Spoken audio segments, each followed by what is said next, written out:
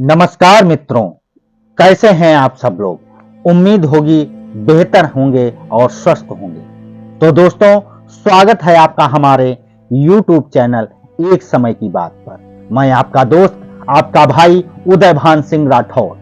आज मैं आपके लिए लेकर आया हूं बहुत ही रोचक और रहस्यमयी कहानी, जो विक्रम बेताल की 16वीं कहानी है, जिसका शीर्षक है दगड़ू के सपने। तो दोस्तों, इस कहानी को शुरू करने से पहले हम आपको पिछले एपिसोड की जो कहानी थी, शशि प्रभा किसकी पत्नी, उसका क्या उत्तर दिया था बेताल को विक्रमादित्य ने। तो दोस्तों, विक्रमादित्य ने जब कोई जवाब नहीं दिया तो गुस्से में बेताल ने कहा, जवाब दोगे या तुम्हारी गर्दन धड़ से अलग कर दूं। कुछ देर सोचकर विक्रमादित्य कहते हैं, शशि प्रभा उस लड़के की पत्नी है जिसने उसे अग्नि को साक्षी मानकर शादी की थी। मनस्वामी घर में भेष बदल कर रह रहा था और चोरी से शशि प्रभा से मिलता था। यह जवाब सुनकर बेताल ने कहा, तुमने बिल्कुल सही जवाब दिया। अब तुमने सही जवाब दे दिया है तो मैं फिर से उड़ चला राजन। ऐसा कहकर एक बार फिर बेताल पेड़ पर जाकर उल्टा लटक जाता है। तो दोस्तों, ये कहानी को अगर आपने नहीं सुना होगा तो हमारी पिछली कहानी पिछले एपिसोड में जाकर इसे पूरा सुने और इसका उत्तर जो है उस पर विचार करें। तो दोस्तों, देरी ना करते हुए शुरू करते हैं आज का एपिसोड। आज का एपिसोड शुरू करने से पहले आपसे अनुरोध है कि मेरा ये कहानी पूरी सुने, जिससे आप लास्ट में उस उत्तर को कमेंट द्वारा हमें बता सकें। और आपको हमारे द्वारा कहीं कहीं कहानियां पसंद आती हैं तो प्लीज़ हमारे चैनल को सब्सक्राइब करें जिन्होंने अभी तक नहीं किया है, और कमेंट करें, लाइक करें। तो दोस्तों, देरी ना करते हुए शुरू करते हैं आज का एपिसोड, जिसका शीर्षक है दगड़ू के सपने। दोस्तों, एक समय की बात है, चंदनपुर नाम के एक गांव में दगड़ू नाम का एक लड़का रहा करता था। वह बहुत ही आलसी और कमजोर था। दगड़ू के आलस और दिन रात सोने की आदत से उसकी बूढ़ी माँ जो थी वो काफी परेशान रहती थी। किसी तरह वो दर्जी का काम करके अपना और अपने परिवार का काम चलाया करती थी, लेकिन दगड़ू पर इसका कोई असर नहीं पड़ता था। वो तो बस दिन रात सोता और सपने देखा करता था। लेकिन सबसे अनोखी बात दोस्तों ये थी कि जब भी वो कोई अनहोनी या बुरी घटना से जुड़ा सपना देखता तो कुछ घंटों बाद वह सपना सच हो जाया करता था। एक दिन रोज की तरह दगड़ू सो रहा था।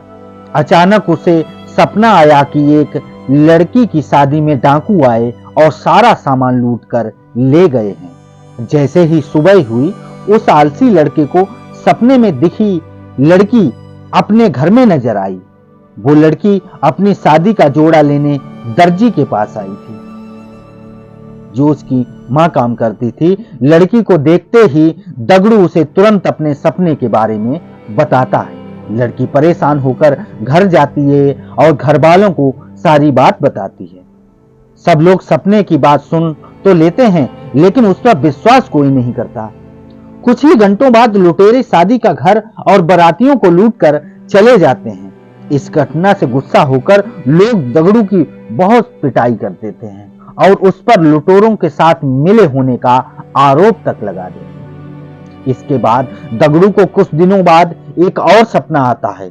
इस बार दगड़ू अपनी ही पड़ोस की चौधराइन के नए मकान में आग लगने का सपना देखता है। दोपहर के समय जब वो आलसी लड़का घर से बाहर निकलता है तो उसे चौधराइन मोहल्ले में नए घर की खुशी में मिठाई बांटती और लोगों को गृह प्रवेश समारोह में न्योता देते नजर आती हैं। महिला को देखते ही उसके पास दगड़ू भागा चला जाता है और उसे अपने सपने के बारे में सब कुछ बता देता है। महिला दगड़ू पर नाराज होकर वहां से चली जाती है, लेकिन समारोह में से पहले घर को आग से बचाने का पूरा बंदोबस्त कर लेती है। लेकिन फिर भी दगड़ू का सपना सच हो जाता है और चौधराइन का घर जलकर राख हो जाता है। ऐसा सालों तक चलता जाता है। हर बार दगड़ू बुरा सपना देखते ही लोगों को सतर्क करने के लिए पहुंच जाता है, लेकिन आखिर में उसे ही लोगों के गुस्से का शिकार होना पड़ता। इससे तंग आकर दगड़ू गांव छोड़ने का फैसला ले लेता है। तो दोस्तों, वो गांव से दूर एक दूसरे राज्य में चला जाता है। यहाँ अपना पेट पालने के लिए दगड़ू नौकरी ढूंढने लगता है। किस्मत से उसे एक राजा के यहाँ चौकीदार का काम मिल जाता है। दगड़ू को नौकरी मिलने के कुछ दिन बाद ही राजा को सोनपुर गांव निकलना होता है। सोनपुर जाने से एक दिन पहले की रात दगड़ू को सपना आता है कि सोनपुर गांव में भयानक भूकंप आया और वहां कोई भी जिंदा नहीं बचा। जैसे ही सुबह राजा की सवारी सोनपुर की तरफ रवाना होने लगती है तो दगड़ू फटाफट राजा के रथ के पास पहुंचकर उन्हें अपने सपने के बारे में बताता है और उन्हें सोनपुर जाने से रोक लेता है। अगले ही दिन राजा के पास समाचार पहुंचता है कि उस गांव में भूकंप आने के बाद कोई भी जिंदा नहीं बचा, पूरा गांव शमशान में तब्दील हो गया। समाचार मिलते ही राजा चौकीदार को अपने दरबार में बुलवाते हैं, जो दगड़ू था। सोनपुर में आए भूकंप से बचाने के लिए वो दगड़ू को कीमती जेवर देकर नौकरी से निकाल देते हैं। इतनी कहानी सुनाकर बेताल चुप हो जाता है। कुछ देर बाद वो राजा विक्रम से पूछता है, बताओ दगड़ू को उपहार देने के बाद नौकरी से क्यों निकाल दिया गया?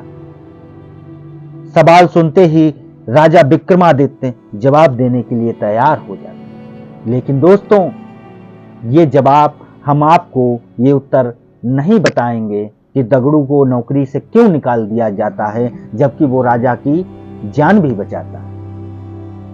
दोस्तों, मैं चाहता हूं इस कहानी का जो आंसर है वो आप अपने हिसाब से हमें कमेंट द्वारा बताएं और हम इस कहानी का आंसर जो राजा विक्रमादित्य ने दिया था वो नेक्स्ट एपिसोड में आपको बताएंगे। दोस्तों, इस कहानी से हमें सीख यही मिलती है। पहली सीख ये है, काम के प्रति लापरवाही नहीं बरतनी चाहिए वरना परिणाम गंभीर हो सकते हैं। और दूसरी सीख ये मिलती है, किसी का भला करने पर अगर बुराई या फटकार मिल रही हो तो भी भलाई करने का रास्ता नहीं छोड़ना चाहिए, क्योंकि कभी ना कभी अच्छे कर्म को फल आपको जरूर मिलता है। तो दोस्तों, आप लोगों को हमारे द्वारा कही गई कहानियां पसंद आती हों तो प्लीज मेरे चैनल को ज्यादा से ज्यादा सब्सक्राइब करें। और इसी के साथ इस कहानी को, इस एपिसोड को विराम देते हैं। मिलते हैं नई कहानी नए एपिसोड के साथ। जय भारत, जय हिंद।